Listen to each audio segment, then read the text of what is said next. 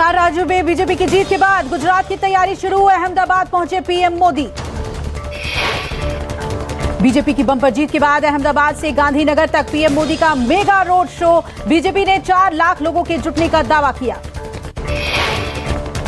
Airport से PM Modi का road show शुरू। 9 किलोमीटर लंबा है पीएम का रोड शो। 2 दिवसीय दौरे पर गुजरात पहुंचे हैं पीएम मोदी। पीएम का रोड शो बीजेपी कार्यालय कमलम तक जाएगा।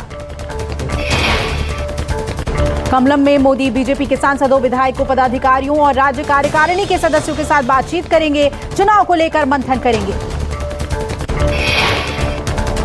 शाम 4 बजे पीएम मोदी अहमदाबाद में जीएमडीसी ग्राउंड में गुजरात पंचायत महासम्मेलन में शामिल होंगे। शाम 4:25 पर से शाम 5 बजे तक मोदी का संबोधन होगा। प्रधानमंत्री का स्वागत करने के लिए यूक्रेन से सुरक्षित लाए गए भारतीय छात्र भी पहुंचे। छात्रों ने पीएम को जान बचाने के लिए धन्यवाद कहा। मैं धन्यवाद करना चाहूंगी श्री नरेंद्र मोदी जी का और हमारी गुजरात सरकार का और भारतीय सरकार का बहुत बहुत धन्यवाद कि हमें यहाँ सेफली लाया गया। और बहुत यूपी विधानसभा चुनाव में बीजेपी ने लगातार दूसरी बार जीत हासिल करके इतिहास रचा। इंटरनेशनल मीडिया में भी छाए पीएम मोदी और सीएम योगी। दूसरी बार राज्य का बागडोर संभालेंगे सीएम योगी। गोरखपुर शहर से करीब 1 लाख से ज्यादा वोटों के अंतर से चुनाव जीते योगी। शानदार जीत के बाद सीएम योगी ने कहा, जनता ने परिवारवाद, जातिवाद और वंशवाद को दिया जवाब। पीएम मोदी की नीतियों में जताया भरोसा। पीएम के विकास और सुशासन को जनता ने फिर से दिया आशीर्वाद। योगी ने कहा, मोदी जैसा नेता होता है तो ऐसा प्रचंड बहुमत हासिल होता है। सीएम योगी बोले, पीएम मोदी के नेतृत्व और मार्गदर्शन में यूपी एक बार फिर नंबर 1 बनेगा। बीजेपी की जीत पर न्यूयॉर्क टाइम्स ने लिखा, आर्थिक तंगी के बावजूद लोगों ने भगवा पार्टी को सबसे बड़े सूबे में जिताया। कट्टर हिंदूवादी योगी की छवि को मिली मजबूती। अल जजीरा के मुताबिक भारत में आबादी के लिहाज से सबसे बड़े राज्य यूपी में बीजेपी ने दर्ज की जीत। नतीजों से मोदी की लोकप्रियता को देखा जा सकता है। यूपी में शानदार प्रदर्शन के बावजूद डिप्टी सीएम केशव प्रसाद मौर्य समेत योगी सरकार के 11 मंत्रियों को करना पड़ा हार का सामना। सिराथू से केशव प्रसाद मौर्य को समाजवादी पार्टी की डॉक्टर पल्लवी पटेल ने 7,337 मतों से हराया। अपना दल की राष्ट्रीय उपाध्यक्ष हैं पल्लवी पटेल। मौर्य के अलावा सरकार के गन्ना मंत्री सुरेश राणा भी हारे। लोकदल के अशरफ अली खान ने 10,000 वोटों से हराया। सिराथू सीट से यूपी के डिप्टी सीएम केशव मौर्य को हराने वाली पल्लवी पटेल ने प्रतिक्रिया दी। कहा, अंत भला तो सब भला। सपा प्रत्याशी पल्लवी पटेल ने कहा, बीजेपी ने मतगणना रोकने की बहुत कोशिश की लेकिन जनता ने कोई बेईमानी नहीं होने दी। काउंटिंग उस कंडीशन पे आके ही रोकी गई थी जहां लगभग क्लियर हो गया था कि यहाँ की जनता जीत चुकी है। उस कंडीशन पे आकर काउंटिंग जानबूझकर रुकवाई गई, लेकिन we say whatever ends well that ends well. तो अंत सब अच्छा है तो सब भला है।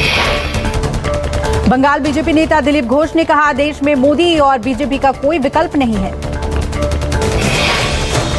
दिलीप घोष ने ममता बनर्जी पर कटाक्ष किया। कहा, अगर ममता बनर्जी अखिलेश के लिए प्रचार करने नहीं जाती तो शायद अखिलेश को 1-2 सीट ज्यादा मिल जाती।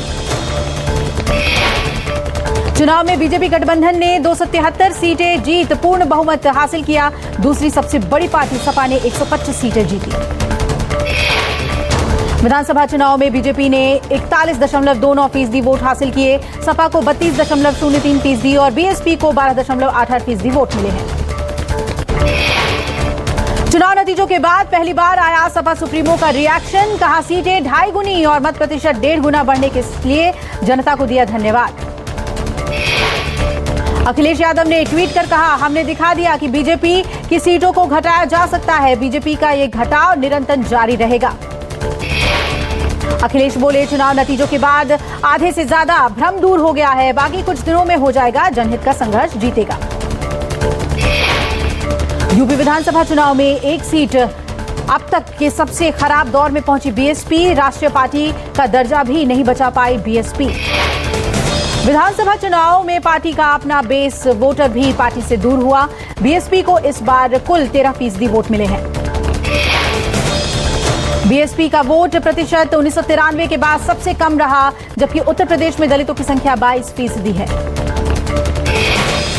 चुनावी हार के बाद मीडिया के सामने आई मायावती, कहा हार से पार्टी के लोगों को निराश और घबराकर टूटना नहीं है।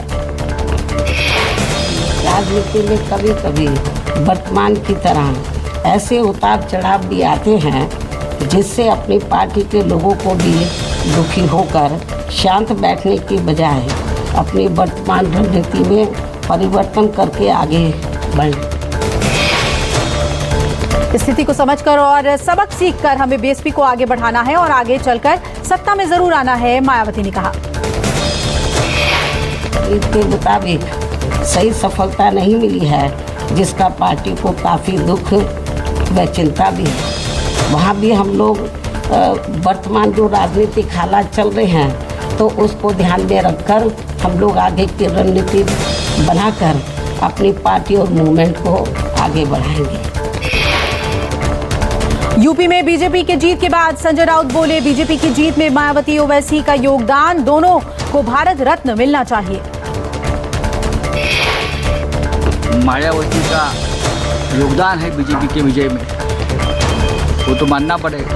ओवैसी का भी है तो उनको पद्म विभूषण भारत रत्न देना पड़ेगा सबको। लेकिन हम लोग खुश हैं कि पार्लियामेंट्री डेमोक्रेसी में हार जीत। यूपी चुनाव में महिलाओं ने जीत का लहराया परचम, 33 महिला उम्मीदवारों ने चुनाव जीत कर रचा इतिहास। महिला विधायक देने के मामले में बीजेपी बनी नंबर 1 पार्टी। इस बार विधानसभा चुनाव में 560 महिला उम्मीदवार मैदान में उतरी थी। अंतिम परिणाम आने तक सबसे ज्यादा 25 महिलाएं बीजेपी गठबंधन से जीती। समाजवादी पार्टी की 6 और कांग्रेस की 1 महिला प्रत्याशी जीती। पंजाब में जीत के बाद अरविंद केजरीवाल की थोड़ी देर में प्रेस कॉन्फ्रेंस, नतीजों को लेकर केजरीवाल करने वाले हैं प्रेस कॉन्फ्रेंस। पंजाब में जीत के बाद आम आदमी पार्टी का जोश हाई, शपथ ग्रहण के लिए अरविंद केजरीवाल को निमंत्रण देने के लिए भगवंत मान आज आ रहे हैं दिल्ली। पंजाब के सीएम चेहरे भगवंत मान बोले, आज दिल्ली आ रहा हूं, कल राज्यपाल से करूंगा मुलाकात।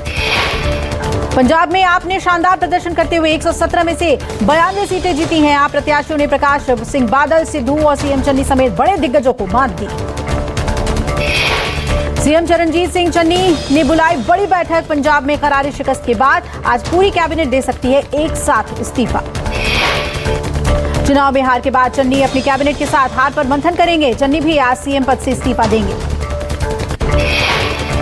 5 राज्यों के चुनाव में कांग्रेस की शर्मनाक हार, सोनिया गांधी जल्द वर्किंग कमेटी के साथ कर सकती हैं बैठक। कांग्रेस का बागी गुट G23 एक्शन में आया। सूत्रों के मुताबिक G23 नेता आज कर सकते हैं बैठक। 4 राज्यों में बीजेपी सरकार के बाद एनसीपी प्रमुख शरद पवार ने कहा, विपक्ष को सुधारात्मक कदम उठाने चाहिए। शरद पवार ने कहा, पंजाब के चुनाव नतीजे कांग्रेस के लिए झटका है। विपक्षी पार्टियों को साथ लाकर बीजेपी का विकल्प देने के लिए मेहनत करनी चाहिए। गोवा में जीत के बाद अब बीजेपी ने सरकार बनाने की कवायद तेज की। सीएम के चेहरे को लेकर सस्पेंस बरकरार। आज संसदीय समिति की बैठक में होगा फैसला। आज गोवा जाएंगे बीजेपी के पर्यवेक्षक जी किशन रेड्डी। कहा, मुख्यमंत्री उम्मीदवार का फैसला बीजेपी की संसदीय समिति की बैठक में लिया जाएगा। नवनिर्वाचित विधायकों के साथ बैठक करेंगे गोवा के प्रभारी। अगले मुख्यमंत्री को लेकर ली जाएगी विधायकों की राय। महाराष्ट्रवादी गोमंतक पार्टी के समर्थन को लेकर संशय खत्म। बीजेपी ने सरकार बनाने की तैयारी की। गोवा विधानसभा चुनाव में आए नतीजों में बीजेपी को मिली 20 सीटें, वहीं कांग्रेस को 11 और आम आदमी पार्टी को 2 सीटें मिली। बीजेपी की जीत के बाद गोवा प्रभारी देवेंद्र फडणवीस का मुंबई में जबरदस्त स्वागत। बीजेपी कार्यकर्ताओं ने फडणवीस के लिए लगाए नारे। गोवा में बीजेपी की वापसी पर फडणवीस बोले, सेना का मतलब बीजेपी सेना है, शिवसेना नहीं। फडणवीस ने तंज कसा, कहा, शिवसेना की लड़ाई नोटा से है, बीजेपी से नहीं। एनसीपी और शिवसेना के वोट नोटा से भी कम है।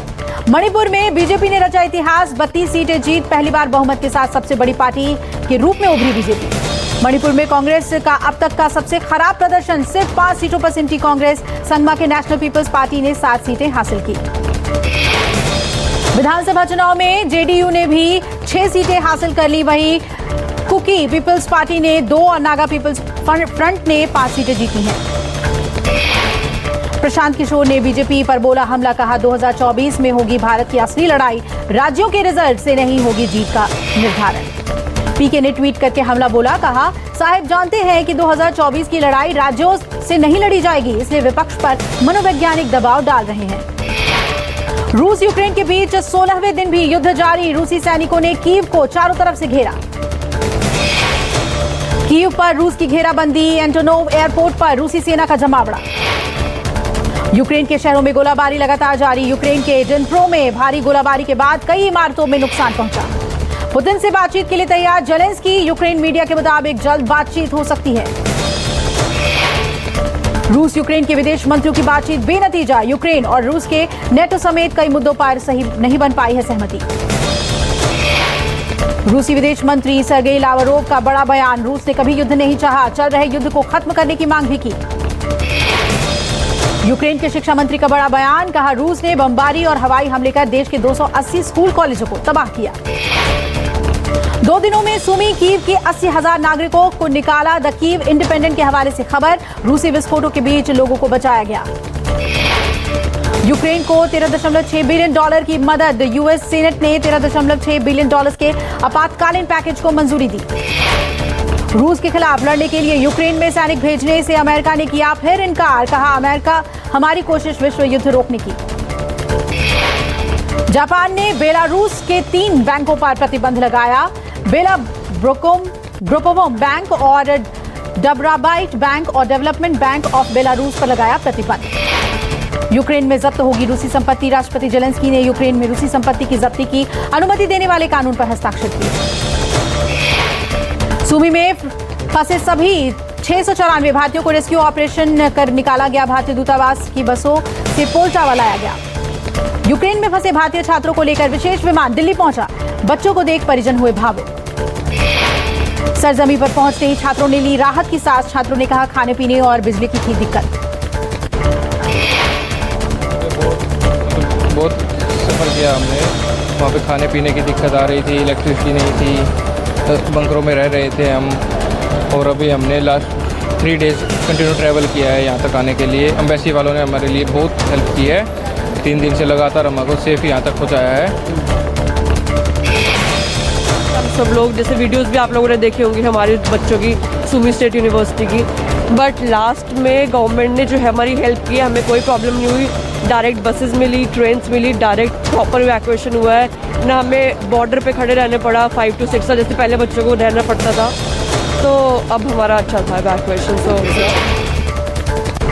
मुंबई यूनिवर्सिटी में बम विस्फोट की झूठी सूचना फैलाने के आरोप में एक आरोपी गिरफ्तार, मुंबई पुलिस ने सांता क्रूज इलाके में आरोपी को किया गिरफ्तार।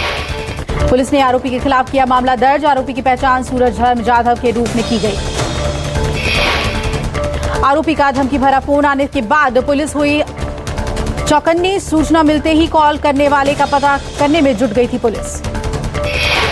नए रिकॉर्ड स्तर पर अमेरिका में महंगाई दर, फरवरी में बढ़त के साथ 7.9% पर पहुंची महंगाई दर।